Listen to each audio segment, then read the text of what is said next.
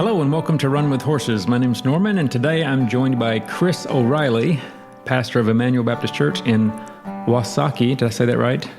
Yes. Wausaukee, Wisconsin. I'm still learning my Wisconsinese. So I spent too many years in Japan, and then before that in Alabama and Iowa. So my Wisconsinese is sadly lacking. But so today we're going to talk to Pastor O'Reilly. And in a perfect world, I would have prepared a lot of good questions and we would have a lot of awesome things to talk about. But I just got back from a week on the road, so I have no questions. I'm just going to make it up as we go. Hope that works for you. All right, that sounds good. So first of all, how long have you been in Wausaukee? Been up in Wausaukee officially about 2.5 years. We used to pastor here quite a bit. I went to school a little bit north of here at Northland Baptist Bible College, which then changed its name to Northland International University, which then closed. All right. So I met Chris, let's see, how many years ago was it? 7 or 8 years ago? Is that right? Oh. At First Baptist Church in Kiel, where we were speaking, we were talking about discipleship, and then a year or so after that, Chris came with his wife, and did you have 2 kids at the time? I think? Yeah, we had our 2 older kids, obviously. We're there, and spent about 8 weeks in Japan. Yeah, it was quite an adventure in a 1-bedroom guest house with a bathroom. Yeah. Actually, it wasn't a 1-bedroom. It was a 1-room guest Yes. house that had a bathroom. So I guess it was 2 rooms. Yeah, it was very minimal, just enough to technically survive, but not much more than that. I think there's no shower there. You had to get a shower somewhere else, I think. Yeah, we had to walk over to your house. Right. So, yes, challenges. Yeah. Plus, most of the room was taken up with beds because you got the futon mattresses down, so you're rolling those up each day. Yeah. Those are more comfortable than I thought they'd be. Yeah, they're not so bad. As long as you don't have any bed bugs. Or Yeah, that helps. we live in southern Japan, so you can have centipedes and things like that come across too. So Yeah. makes it exciting. Yeah, the first 2 weeks, it was tough to fall asleep because I just pictured those giant centipedes either crawling across me or falling off the ceiling straight onto my face. Yeah, we've had them. I've heard them land like on the bed when you're sleeping, and you hear something land. You're like, I hope that was a mouse. Yeah, and it would have been better if you told us those stories at the end of our visit rather than day one. We like to help people prepare mentally. Yeah. It's part of the disciple making challenge. Can you control your emotions and thoughts? So yeah, we did meet in the beginning, and we're thinking about and talking about just disciple making and discipleship. So I guess that's always the thing I'm interested in thinking about on this podcast, particularly, is being and making disciples. So maybe you could share a little bit of just your story, how you accepted Christ, and then maybe what it looked like for your early discipleship and people that invested in your life. Yeah, so I ended up hearing about Christ through friends in high school. I went to a public high school, and there was a friend I made on the football team my sophomore year, Ben, and Ben's family was a good Christian family. And over the course of time, as I got to know him more and more, got to go over to his family's house, and his family actually ran a Christian camp right in the middle of the state of Wisconsin. So then I made friends with him. He had a couple of Christian friends in the school and got to know them, Nikki and Charity.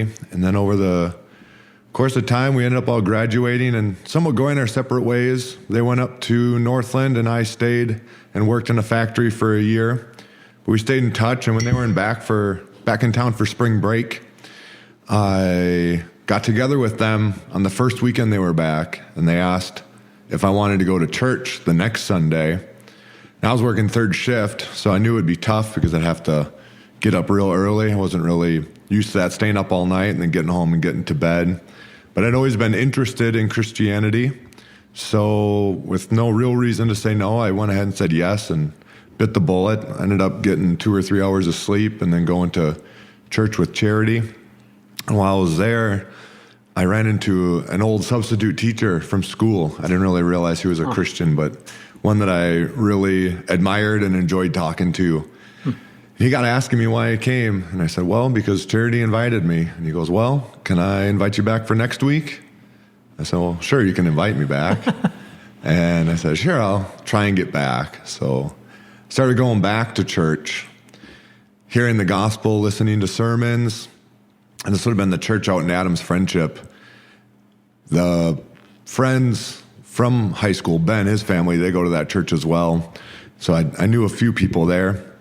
So then just took my time. They kept presenting the gospel, but I didn't want to accept Christ right off the bat because I knew it was a big commitment. I mean, knowing these people and realizing the lives that they gave themselves to, it wasn't just read this prayer and then you're eternally good. It's, give your life to the Lord and follow him, and he will keep you. So it was really 4 or 5 months of studying. I began going to Sunday school because I want to learn more. I remember talking to that high school teacher, Mr. Soria. He went by back then. Now I know him by his first name, Enrique. And he was showing me a study Bible. And I thought, oh, man, that'd be great because this Bible doesn't really make much of any sense to me.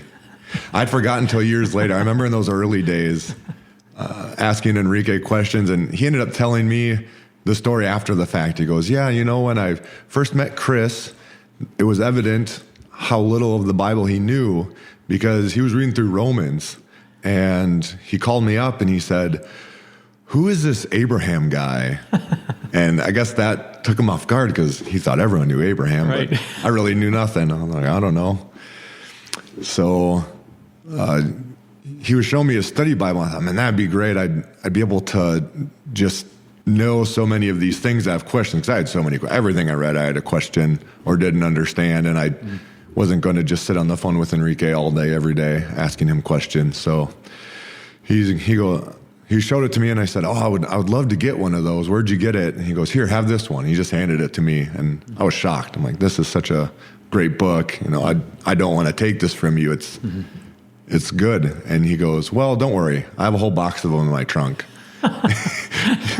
He said, yeah, I keep them for when there's someone who I think could really benefit from them. I just give them the one I'm using, then I get to use a new one. So I thought, well, that works pretty well for both of us.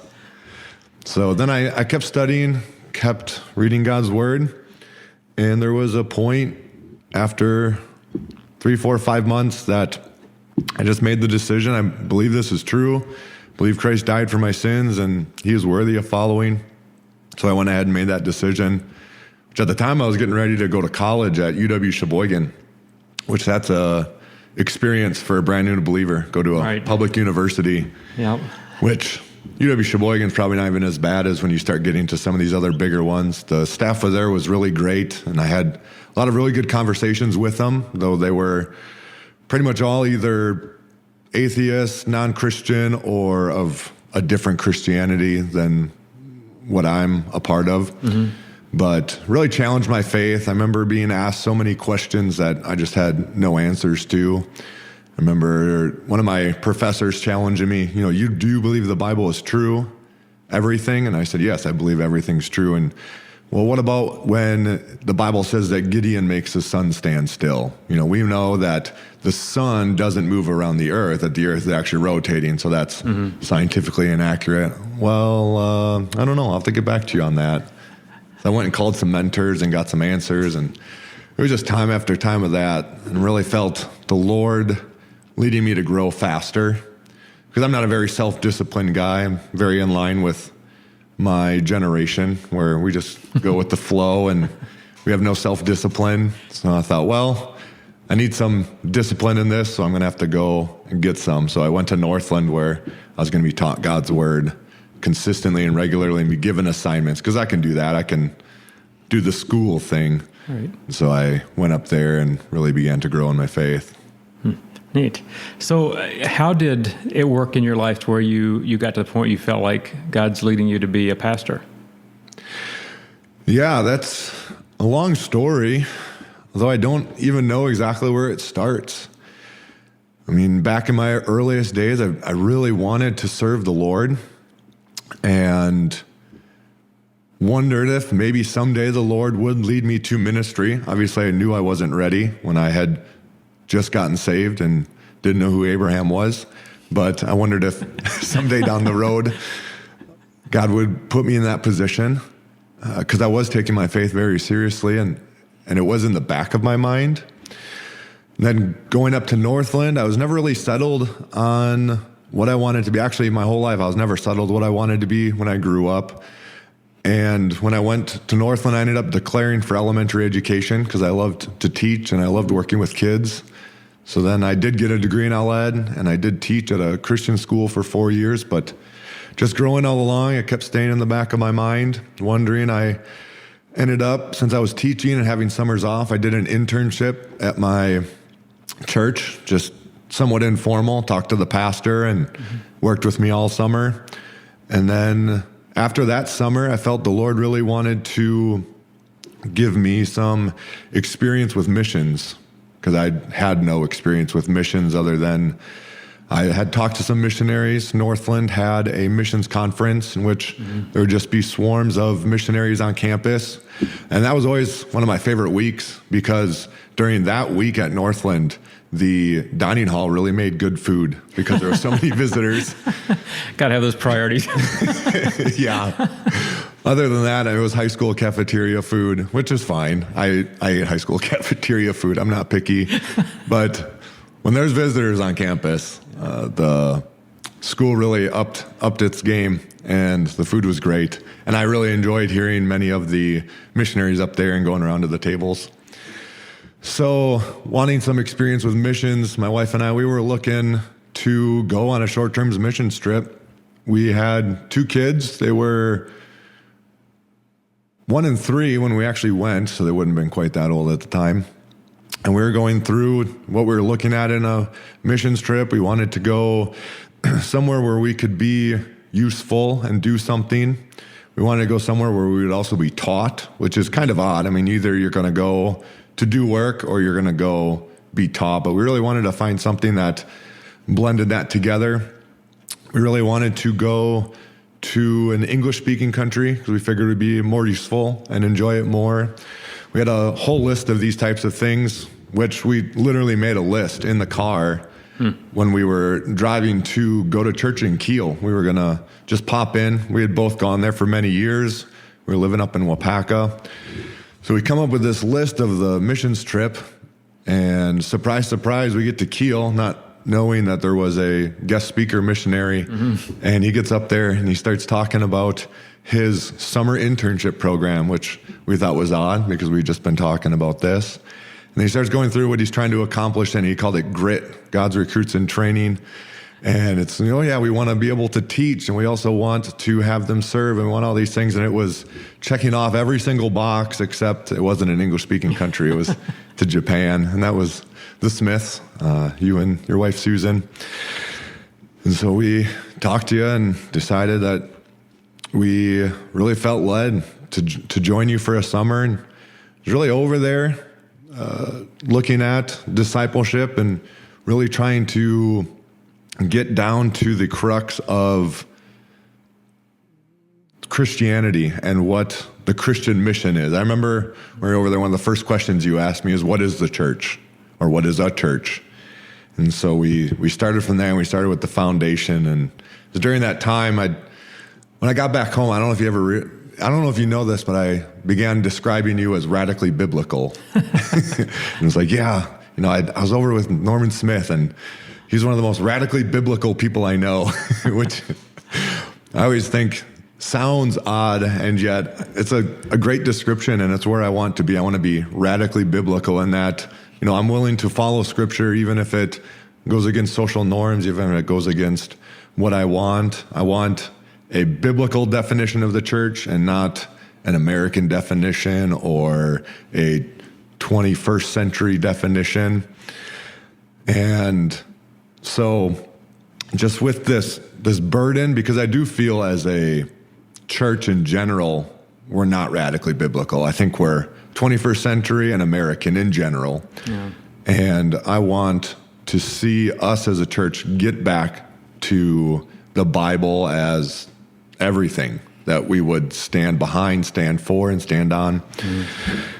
And so I felt the Lord during that time leading me very specifically to get into ministry. You've I've been given this vision, and so the Lord wants me to use it in that way. And it wasn't a quick process. We got home. I was done teaching already. I had committed to go work at a Quick Lube for a little while that I had been working on the weekend, so I did that. I was serving out my term as deacon, so I finished that up, got a job at a factory, looked for some ministry opportunities. Nothing really what I was looking for, so I ended up going to do another internship with a pastor friend of mine in Ripon, Wisconsin, Josh Sherman, and received more training and instruction there. And I ended up doing that for 4 years. We were looking all along for where the Lord would lead us. We were able to talk to some churches. Sometimes we said, no, this isn't right for us. Sometimes they said, no, this isn't really going to work for us. And patiently waiting on the Lord's timing, about 2.5 years ago, we accepted a call up here. So in terms of preparation, I mean, really specifically, we were looking at this for 6 years, 7 years, but really even longer, it's been in the back of my mind. Yeah, a long time getting ready for that role. And if you think about it, the role of the pastor, it's a critical role in the church. And sometimes I think people leave college and start pastoring, but they're not anywhere close to ready for what the role requires and don't have a biblical idea of even what a pastor is. Yeah. So I think it's good to have that time where you're able to process and get that time and experience and clarify, what is the church and what are we supposed to be doing and what is that central component of even life. I always go back to, we're supposed to be disciples first, and it takes time to develop that ourselves. And until we've got that, then we're not ready for the next step. And a lot of pastors, I feel like, maybe struggle a little bit with some of the basics of what it means to be a disciple maker, but they accept responsibility for a church at 24, 25, but they're still figuring out the basics of following Jesus themselves. Yeah, and every step of the way, we were always thankful that we weren't in ministry yet, because since we weren't in ministry yet, we knew God hadn't put us in ministry yet. And we were also able to stay patient because we did view ourselves in ministry as a factory worker. I wanted to share Christ with those in the factory. As a church attender, I wanted to be encouraged and be an encouragement in the church, which is so important to the church as a body, that you need each and every member working together, and not just a church where you have a pastor preaching sermons 3 times a week and a bunch of people who just listen to those sermons, and that's a church. So we committed ourselves to ministry. Even when we didn't have the formal position, we were able to gain experience in the scriptures as well as experience in real life. I sometimes will describe my life experiences, and people will be like, how old are you? Because I'll talk about so many different things. Oh, yeah, I used to be in the military. Oh, you were in the military. Oh, yeah, and then I also went to college. You were in college. And then, oh, yeah, I taught at a school for this many years, and I did this and that and the other thing. And they are surprised, although I was able to layer a lot of those things. So I was in the National Guard, and then I was also able to go to school at the same time, and then I was able to do all these different things. So I just kept my hand in a lot of different things all at the same time. And I'm so thankful for each and every one of those experiences. So often in my sermons, I can talk about something that happened at camp, or something that happened while I worked at the jelly factory, or something when I worked at the packaging powdered goods factory, or at the Quick Lube. And so each and every one of those steps is really built towards this moment. Yeah, whole new source of illustrations. Yeah, it's so true. All right, well, when you think about ministry, now that you've been a pastor here for a couple of years, as you think about it, is there anything that surprised you that think, I didn't realize it would be like this as a pastor? Well, one of the things that surprised me is how great this church has been specifically. When you hear pastors who go into ministry and they talk about their first churches or troubled churches, you always think, oh man, what am I getting into? And they talk about how everything was so good in the interview process and everything, but then it went downhill fast. But this church in particular has just been so good and so supportive, realizing that I'm very new to this, and so they wanted to help me in each and every way. It also surprised me just how tough it is to preach and teach week in and week out. In some ways, I miss just when I was in Ripon, I think I was preaching once a month, one sermon a month.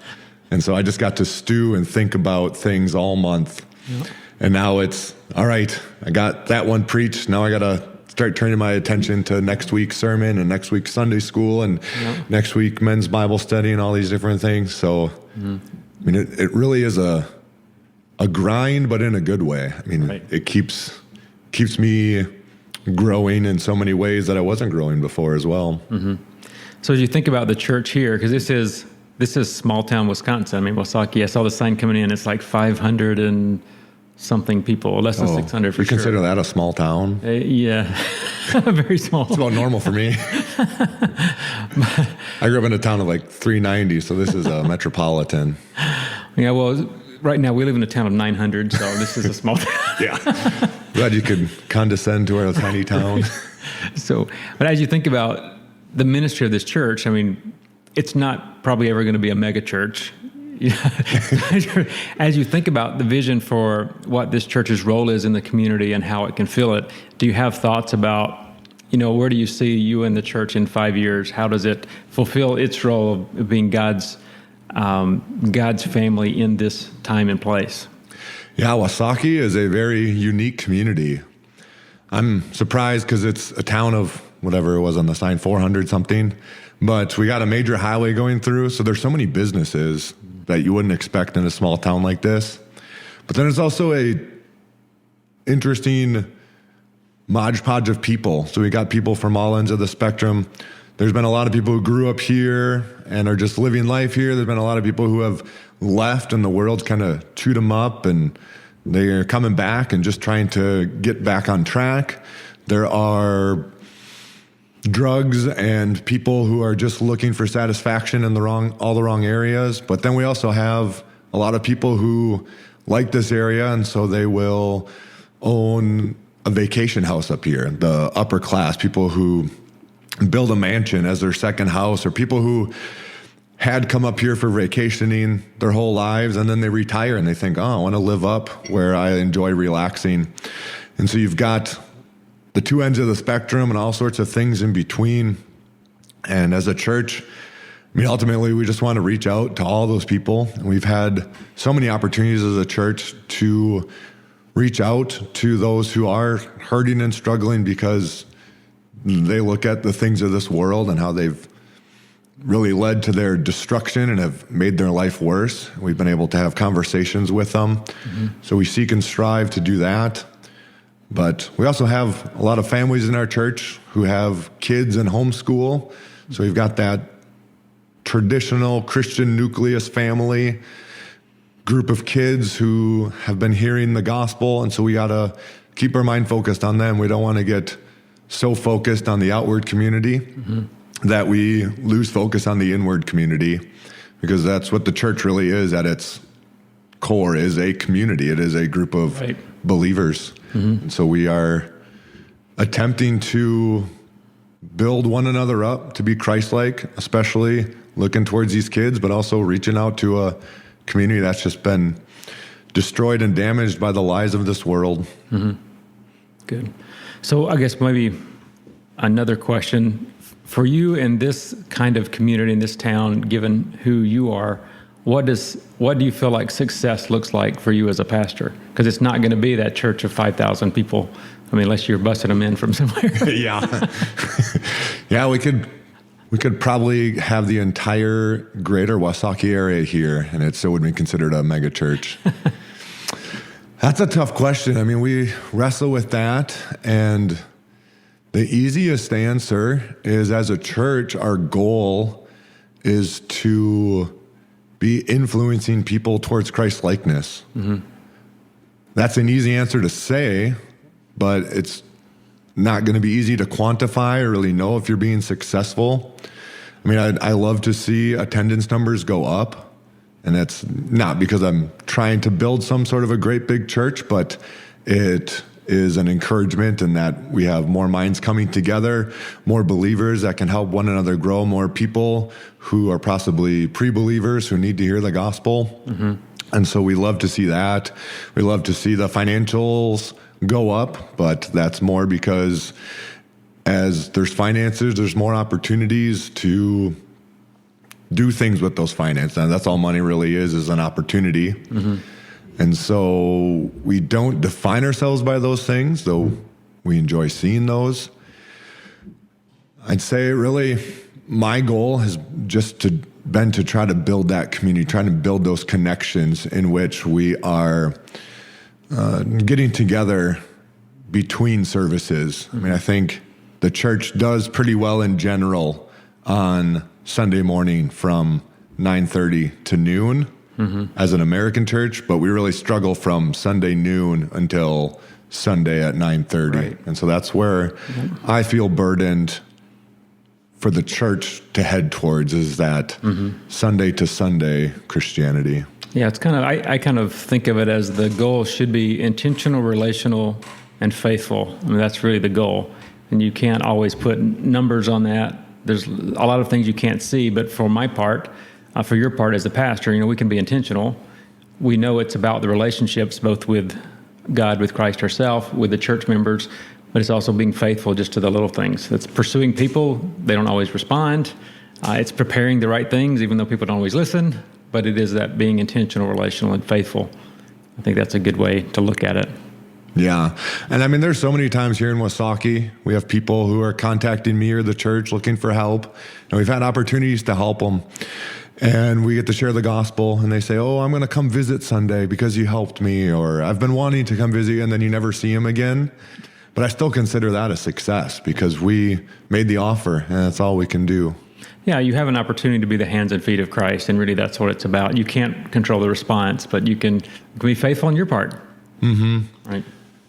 Yeah, I mean, Christ came and offered salvation to the world, and most of the world rejected him, and yet he considers that offer a success. Yeah. And it's strange that you have the same thing here in Wausaukee, right? Yeah. It's this is a small picture of the world. I mean, it's the same kinds of people. You have the families, you have the same problems, you have sin is an issue in the middle of the big city. It's a sin issue in the middle of a small town. So thanks for sharing with us today. And hopefully God will continue to bring you success, both in spiritually as people grow, but also fruit from new believers and then spiritual fruit in your own life. So thanks everybody for joining us today. If you want to send a question or have a comment, you can write me at norman@runwithhorses.net. The spiritual life is, it's difficult. It is just being consistent over time, being intentional and relational. My prayer is that you keep running and pursuing Jesus. Have a great day.